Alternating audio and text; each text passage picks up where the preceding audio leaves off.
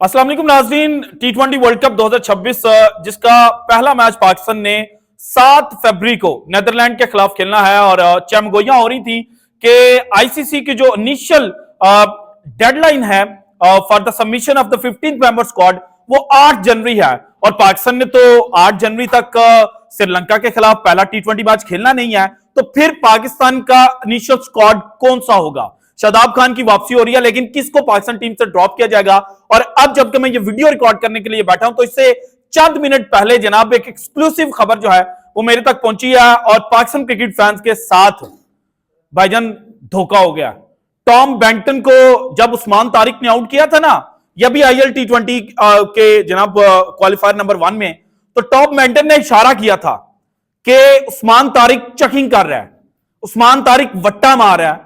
और Pakistan cricket fans ने पता क्या कहा था कि उस्मान तारिक को बचा लो क्योंकि इसको हमने इंडिया वाला मैच खिलाना है, ये हमारा मिस्ट्री स्पिनर है जो इंडिया के खिलाफ हमें मैच जितवाएगा। लेकिन अब भाईजान लगता यह है कि शायद इम्कान यही है, प्रोबेबिलिटी और पॉसिबिलिटी की बात करूं तो एक दफा फिर हमें यह कहना पड़ेगा तुम जीतो या हारो हमें तुमसे प्यार है, क्योंकि तारीखी धोखा हुआ है। जो कहते थे ना कि हमसे बड़ा कोई क्रिकेटिंग माइंड ही नहीं है, भाईजान उन्होंने पाकिस्तान क्रिकेट फैंस को, अब वो मेरे ज़हन में जो लफ्ज आया ना जो मैंने रोक लिया, समझने के तय लगा दिया, अब वो जो ये है वाला लफ्ज है ना वो आप खुद ऐड कर लें। So all in all Pakistan का 15 मेंबर स्क्वाड क्या होने जा रहा है और फिर इस 15 मेंबर स्क्वाड में से पाकिस्तान का जो प्लेइंग 11 है वो क्या होगी, इसके ऊपर डिटेल्स जो है वो आज की वीडियो में मैं आपके साथ शेयर करूंगा। और इसके अलावा पाकिस्तान का जो 15 मेंबर स्क्वाड है इसमें पाकिस्तान तब्दीलियां कर भी सकता है या नहीं, और अगर तब्दीलियां कर सकता है तो वो कौन सी डेडलाइन है और जिस तक पाकिस्तान आईसीसी को बताए बगैर तब्दीलियां कर सकता है, ये भी जनाब आज मैंने आपके साथ शेयर करना है। इसके अलावा एक और बड़ी धमाकेदार खबर है and that is related to Bangladesh. और जैसे पाकिस्तान के जनाब साथ धोखा किया गया था इंडिया की जानिब से, वैसा ही धोखा जनाब अब बांग्लादेश के साथ भी किया गया है। लेकिन क्या बांग्लादेश पाकिस्तान के तर्ज अमल पर चलते हुए इंडिया में वर्ल्ड कप खेलने से इनकार कर सकता है, और क्या आईसीसी जो है वो जनाब जो T20 वर्ल्ड कप 2026 है उसको रीशेड्यूल कर सकता है, यानी कि बांग्लादेश के मैचेस जो हैं वो भारत से बाहर जो हैं वो ऑर्गेनाइज कर सकता है। इसके ऊपर भी चीजें जो हैं वो मैं आपके सामने रखूंगा। लेकिन पहले जनाब आप सबका मैं मशकूर हूं कि मेरे 1 लाख सब्सक्राइबर्स जो हैं वो कंप्लीट हो चुके हैं, that is just because of you. और अगर आप इस चैनल के ऊपर नए हैं और अभी तक आपने चैनल को सब्सक्राइब नहीं किया तो भाईजान चैनल को सब्सक्राइब कर दीजिएगा, घंटी वाला बटन दबा दीजिएगा ताकि हमारी हर नई आने वाली वीडियो जो है वो आप तक बर वक्त पहुंच चुके। और इसके अलावा ये वीडियो जनाब मैं एक लंबे अरसे के बाद कर रहा हूं और उसकी कुछ रीजंस हैं। एक तो यह कि मेरी तबीयत जो है वो अगेन नासाज थी और आई वाज़न्ट 100% फिट, और इसके अलावा दूसरी मेन रीजन यह है कि जनाब जिस जगह पर मैं बैठा हुआ हूं यहां पे जनाब मुकाबला जो एनुअल मुकाबला है उसकी तैयारियां चल रही थी और कल जनाब एनुअल मुकाबला है इस जिम का, साहिल जिम, ये मेरे गांव की है।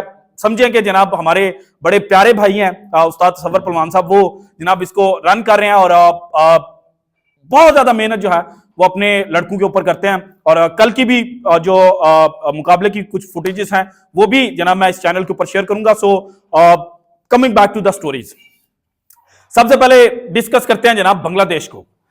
देखें पाकिस्तान ने 1983 वर्ल्ड कप में जब इंडिया को एक्स्ट्रा टिकट्स नहीं दी गई थी, हालांकि इंडिया फाइनल तक पहुंचा था, तो पाकिस्तान भारत के साथ खड़ा हुआ था और कहा था कि जनाब हम इन गोरों से जो क्रिकेट है ना उसको छीनते हैं।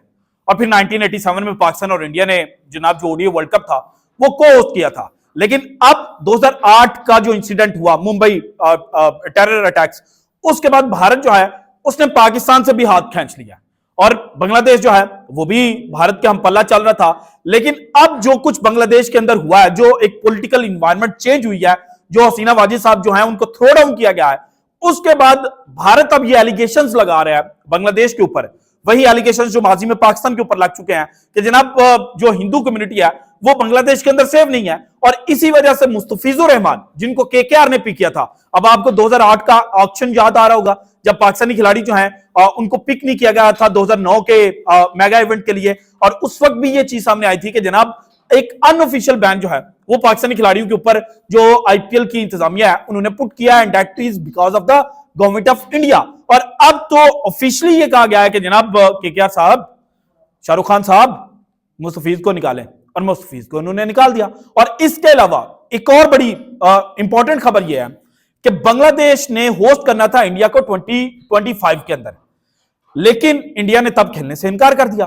और अब अगेन जो सीरीज है वो रीशेड्यूल की गई है, और इसके ऊपर भी ये खबरें भारत के अंदर से आ रही हैं कि जनाब भारत खेलने के लिए बांग्लादेश नहीं जाएगा। सो अगर यही सूरत हाल रहती है तो देन जो बांग्लादेश है वो भी फिर आईसीसी को कह सकता है कि जनाब इंडिया पाकिस्तान खेलने के लिए नहीं गया था, तो आपने चैंपियंस ट्रॉफी हाइब्रिड मॉडल पर करवाई थी, और अब तो वैसे ही दो कंट्रीज जो हैं वो वर्ल्ड कप को होस्ट कर रहे हैं, सो आप हमारे मैचेस जो हैं वो इंडिया के अंदर ना रखें। और अगर ऐसा हो जाता है तो फिर भाईजान जो आईपीएल पैसे की वजह से कहते हैं ना कि आईसीसी हमारे सामने झुका हुआ है, इनको लेने के देने पड़ जाएंगे। जिस तरह से अभी टी20 वर्ल्ड कप में हुआ है ना कि अगर पाकिस्तान सेमीफाइनल या फाइनल में पहुंचा तो फिर मैचेस इंडिया के अंदर नहीं होंगे, जो फाइनल मेगा मैचेस हैं वो outside of India in Sri Lanka होंगे अगर पाकिस्तान फाइनल में पहुंचता है। सो यही सिनेरियो जो है वो बांग्लादेश भी रिपीट कर सकता है, लेकिन उसके लिए इंपॉर्टेंट यह है कि बांग्लादेश की जो गवर्नमेंट है और बांग्लादेश के जो क्रिकेट बोर्ड है वो स्टेप लें, और वो जनाब ये जो बगावती इंडिया की जानिब से की गई है मुस्तफीज को आईपीएल से बैन करके, इसका बदला जो है वो लें। सो अब आते हैं हमारी जो मेन स्टोरी थी, पाकिस्तान का 15 मेंबर स्क्वाड क्या होने जा रहा है। भाईजान बाबर आजम बीबीएल में बिजी है, श्रीलंकन सीरीज का हिस्सा नहीं बना, तो कहा गया कि बस खत्म, बाबर टी20 वर्ल्ड कप में नहीं होगा। लेकिन जनाब जो हमारे पास इंफॉर्मेशन है अनऑफिशियल है, उसके मुताबिक बाबर आजम टी20 वर्ल्ड कप खेल रहा है, और बाबर आजम के अलावा Saim Ayub, Sahibzada Farhan, Faheem Ashraf, then Abrar Ahmed, mystery spinner से कंफ्यूज मत होइएगा, इब्रार अहमद जनाब इस टीम का हिस्सा है। इसके अलावा फखर जमान, अब ओडीआई वर्ल्ड कप में तो फखर जमान जो आउट ऑफ फॉर्म थे वो इन फॉर्म हो गए थे, लेकिन टी20 वर्ल्ड कप में कैसा जनाब सरप्राइज देंगे पाकिस्तानी क्रिकेट फैंस को या बाकी ऑल ओवर द जो क्रिकेटिंग फील्ड है उसको, ये जनाब अभी कहना कबल वक्त था, क्योंकि फखर जमान बड़े मैचेस का बड़ा खिलाड़ी है। सो हो सकता है कि फखर जमान जो है वो मेगा इवेंट के अंदर जो बड़े मैचेस हैं उनमें बड़ी परफॉर्मेंस दे जाए। इसके अलावा नसीम शाह, है ना बड़ी मजे की बात कि जनाब नसीम शाह भी अब टीम का हिस्सा बन गया। और जब मैं ये स्क्वाड देख रहा था, Waseem junior, Naseem Shah, Shaheen Shah Afridi subject to fitness, और अगर शाहीन नहीं होता तो देन हारिस रऊफ टीम का हिस्सा होगा। सो तीन ये हो गए, देन जनाब आपके पास सलमान मिर्जा हो गया एंड फहीम अशरफ। आपने श्रीलंका के अंदर पूरा इवेंट खेलना है, डेड पिचेस के ऊपर इवेंट खेलना है, और 5 फास्ट बॉलर्स आप लेकर जा रहे हो। चले फहीम को साइडलाइन कर देंगे जनाब, वो ऑलराउंडर है, लेकिन फिर भी 4 फास्ट बॉलर। और अगर जनाब कोई मुझे कमेंट सेक्शन के अंदर आकर ये कहे ना, ओ जनाब हमारे पास स्पिनर्स बड़े हैं, हमारे पास साइम अयूब स्पिनर है, हमारे पास नवाज है, हमारे पास शादाब खान आ गया, हमारे पास इब्रार है, तो भाईजान जब एशिया कप का फाइनल हुआ था तो साइम अयूब से आपने कितने ओवर करवाए थे? हालांकि साइम अयूब जनाब चढ़कर बॉलिंग कर रहा था, उसने तिलक वर्मा और संजू सैमसन थे उनको बांध कर रखा हुआ था, लेकिन आपने उसके ऊपर कॉन्फिडेंस शो नहीं किया था। सो आपको पता है कि जनाब जो साइम अयूब है वो पार्ट टाइमर है। सो आपको एक मिस्ट्री स्पिनर की जरूरत थी, और मिस्ट्री स्पिनर्स भी ऐसा कि जनाब दुनिया कह रही है कि ये इंतहाई खतरनाक है, और आपने कहा कि हमने इसको टीम का हिस्सा ही नहीं बनाना। सो उस्मान तारिक के साथ जाती हुई है, और अब ये उम्मीद करें कि उस्मान तारिक को श्रीलंका के अंदर मैचेस मिल जाए, क्योंकि अगर श्रीलंका के खिलाफ जो अभी कमिंग वीक के अंदर, बल्कि इसी वीक के अंदर सीरीज है ना, इस सीरीज में मौका मिलता है 3 मैचेस में, तो 3 मैचेस में वो परफॉर्मेंस देगा।